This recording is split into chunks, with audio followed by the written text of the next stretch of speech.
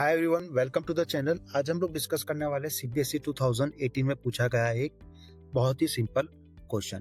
तो हम लोग देखिए cos 2x में क्या दे रखा है, यहाँ पर cos 2x दे रखा है, यहाँ पर 2 sin स्क्वायर x दे रखा है। तो हमें कहीं ना कहीं आइडिया आ रहा है कि cos 2x sin x के अंदर कन्वर्ट होगा। तो cos 2x को एक आइडेंटिटी से मैं क्या लिख सकता हूँ, ट्रिग्नोमेट्रिक आइडेंटिटी से 2 sin square x plus 2 sin square x upon cos square x integration dA। ये वाली टर्म और ये वाली टर्म कैंसिल, तो यहाँ पर क्या आ गया 1 upon cos square x dx, इसका इंटीग्रेशन। तो इसका integration x square x dx का इंटीग्रेशन। अच्छा, फर्दर इसका इंटीग्रेशन क्या हो जाएगा, tan x प्लस c।